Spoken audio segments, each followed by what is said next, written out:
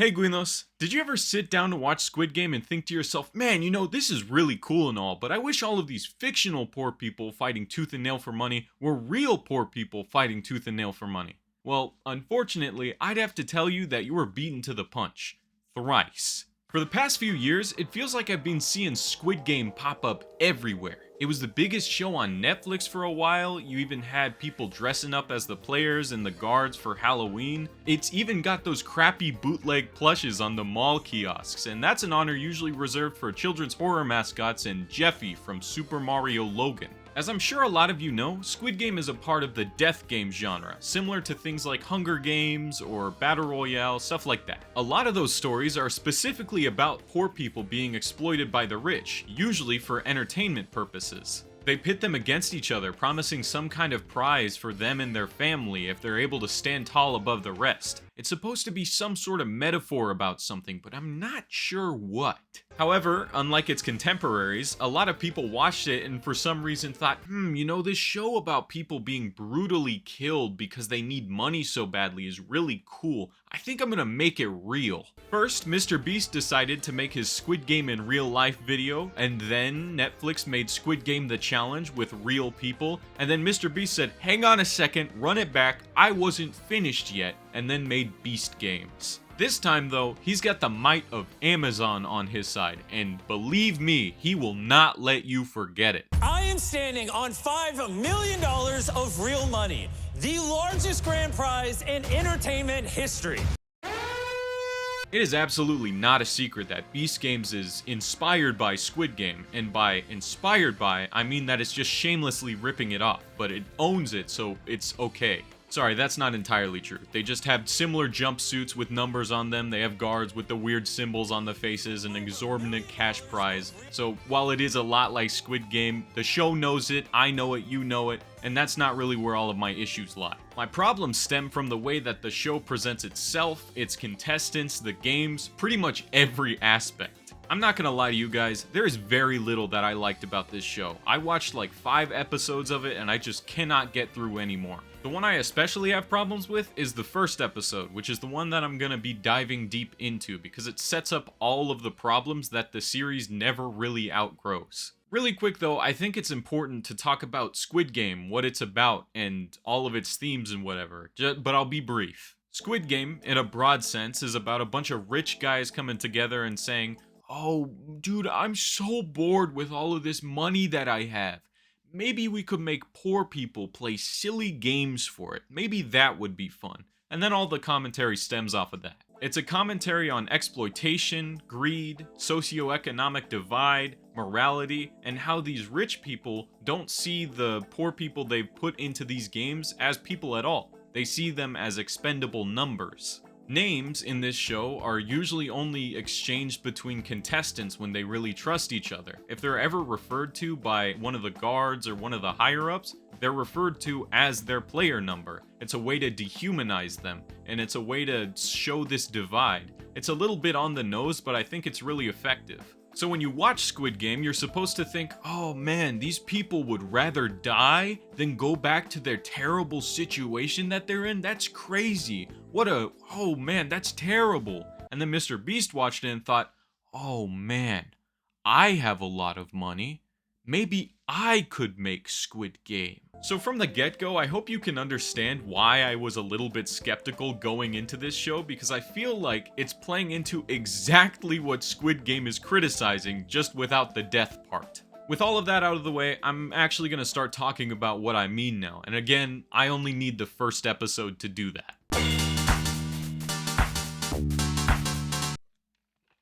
I had to go get a cup of ice water, because this jacket is really hot, but I think it looks cool, so I wanted to wear it for the video. So the show starts like any other Mr. Beast video, very loud and in your face, and you better get used to him saying this. The largest grand prize in entertainment history. Because he says it a lot. It kind of throws you into the thick of it immediately, with editing that while admittedly it looks good, there's way too much of it. Seriously, it looks like how my videos would look if I ever figured out how any of these plugins worked.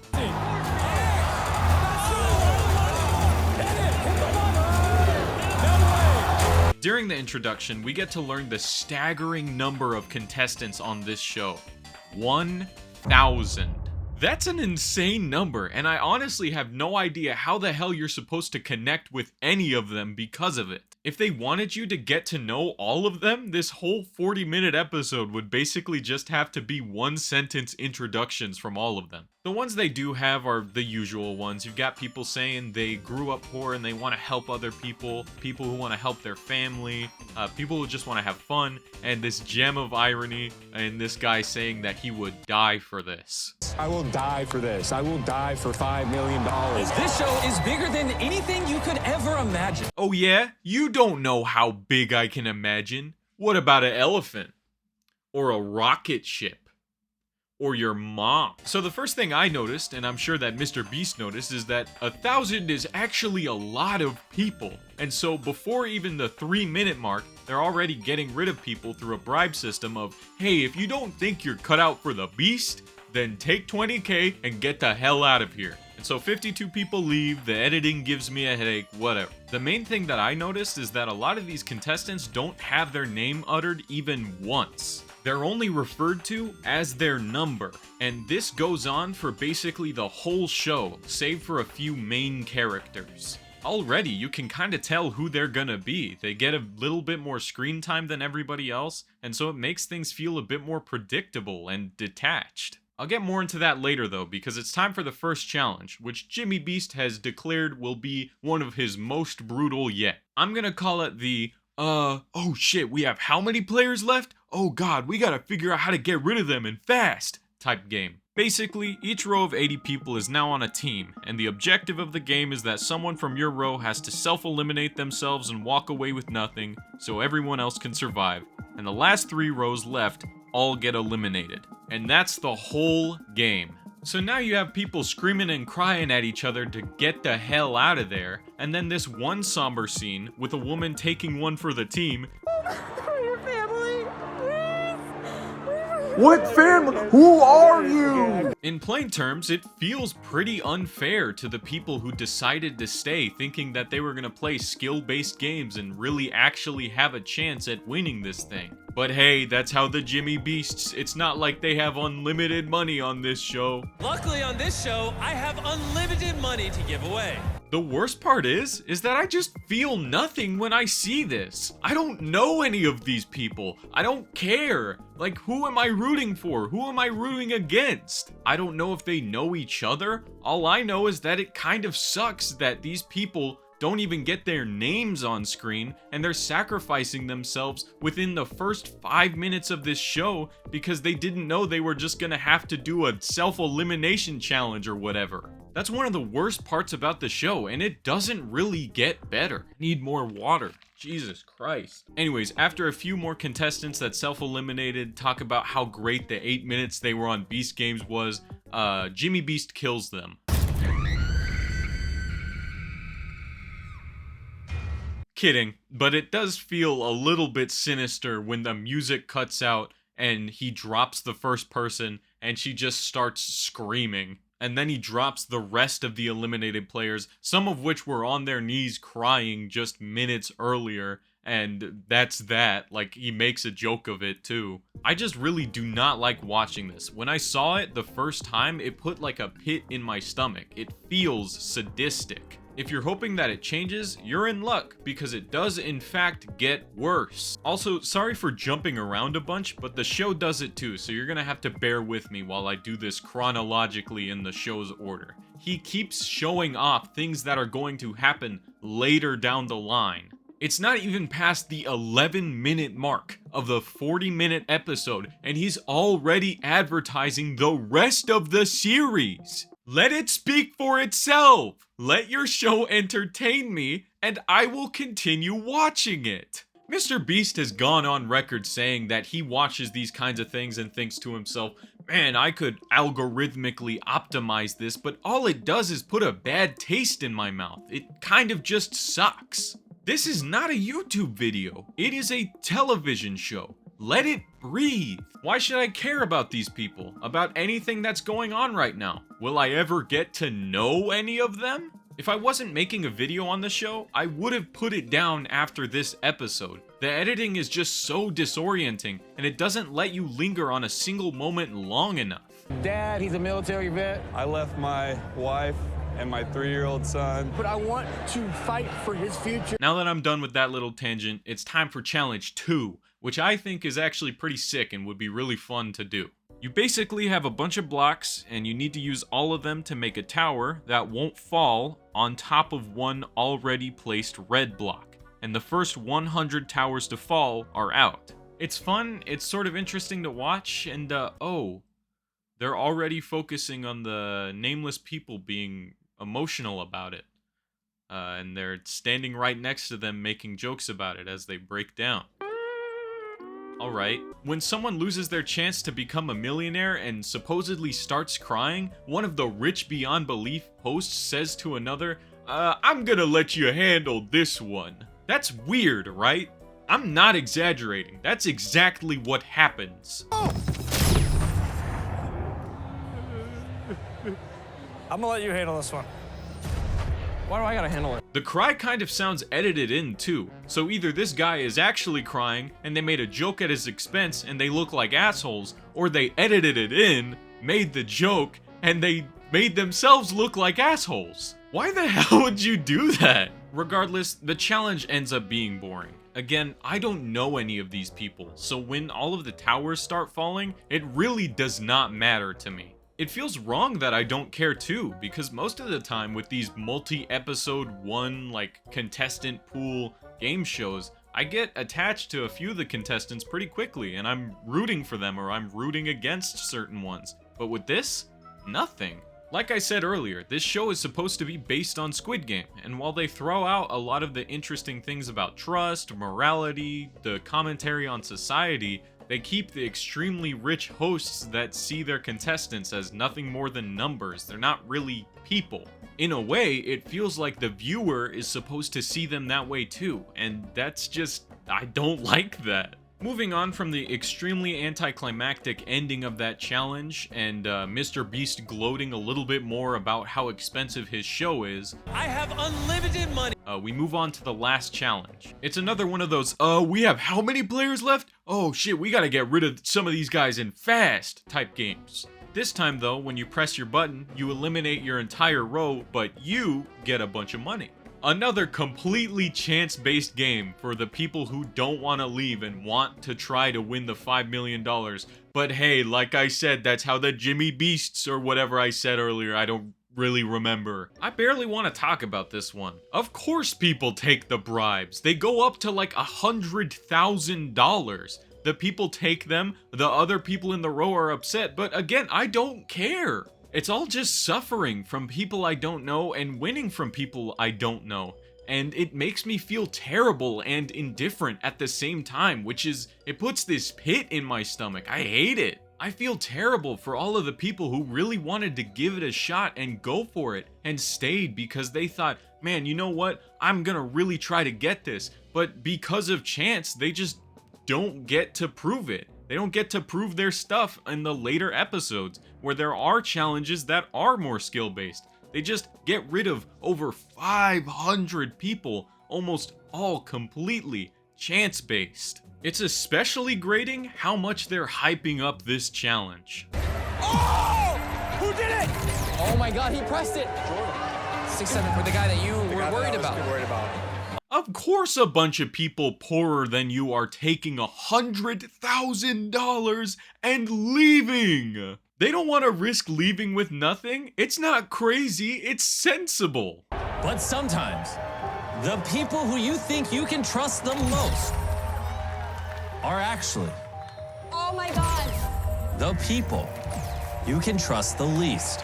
But sometimes the people who you think that you can trust the most are actually not the people that you can trust the most. Mr. Beast gloats about how expensive the show is again. Unlimited money. There's a lot more disorienting editing. We get that highlight reel again, and then the episode just ends. So if I were you, I'd get comfortable in this city. You're gonna need it. What? Dude, what are you saying? So that was the first episode of Beast Games, and if you're wondering if the show gets any better later down the line, kind of, but it never really gets past a lot of the problems that are in this first episode. At least up to where I stopped watching, which was episode 5. I couldn't take any more. I still feel like I don't know any of these people, and I don't really care about what's going on here. For example, there's this one cool challenge in episode 2 where people have to not let dodgeballs falling from the ceiling hit the ground.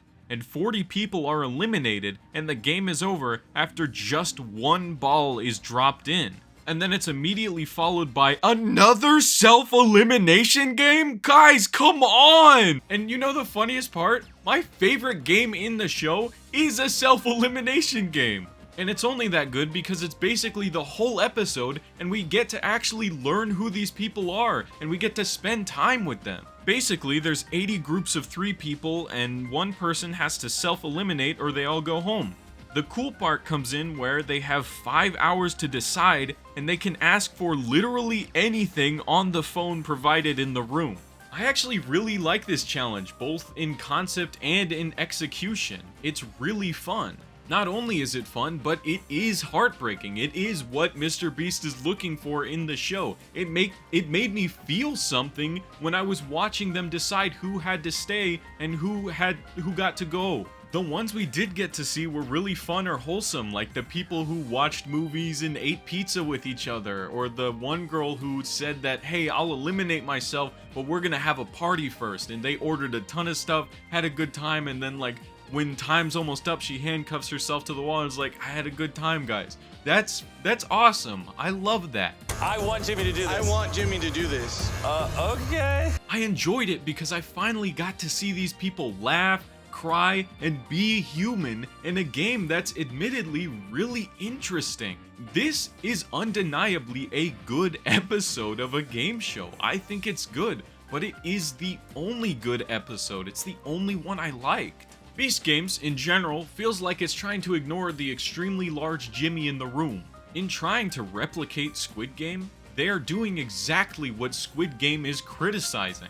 I cannot reiterate enough, it feels like Jimmy Beast and the rest of his team just missed the point of Squid Game. They're reducing people to numbers, to entertainment values with little to no recognition. They may as well, as people, not exist to the viewer, which sucks. And is boring as hell. But also mostly the other stuff, but it's also that. Even in Squid Game, it feels like the people playing have a chance to win, but in Beast Games, a lot of it is left up to random chance. On its own, even if it wasn't replicating a different series, is just not a good basis for a game show. It only works for games like Wheel of Fortune because there's still a skill-based element there. You need a skill-based element for chance to work. I say that like I don't play Mario Party and have the greatest time ever with my sisters, but even then, there's like some skill in the board play there. But I mean, I'm kind of proving my own point. The show has its own problems separate from that too. There are a bunch of contrived plot lines that go nowhere, cliffhangers for literally nothing, more challenges that aren't fun to watch, and they have a few really distracting brand deals. The second episode has 2 separate instances where Jimbo mentions a sponsor that they have, Money Lion, which if you didn't know is a fintech company that specializes in payday loans. That is an incredibly shady business to be partnering with on a show like this, because it's gonna be seen by a lot of young adults and children.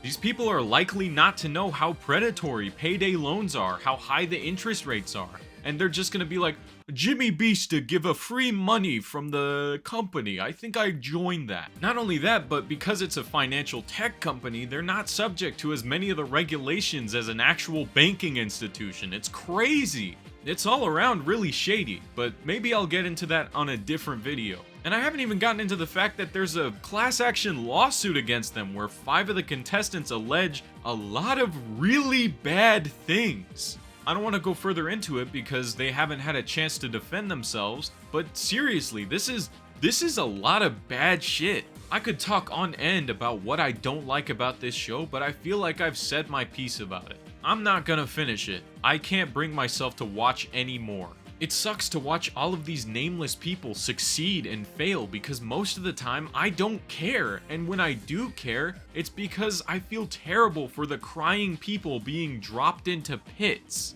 Anyways, Mr. Beast, if you want to give me $1 million, I would be really glad that you did that. I'll be really happy because then I would have $1 million, so please do that, Mr. Beast. Or, if any of you Guinos want to support me while Mr. Beast gets my millions ready, I have that mug up still and I have the stickers. The mug's right there, but I already used the stickers on something. Or don't, just like and subscribe. Really, all of the support is helpful to me. It's great that we're almost at 20,000 subscribers. That is so cool, you guys. Thank you so much. I appreciate all of the support immensely. It really does mean a lot. Tune in next week for what I like to call the Guino games, where all of you will be pitted against each other in head-to-head gladiatorial combat, and whoever wins gets to keep these this bag of gomitas that I've had on my wall for the past 3 years.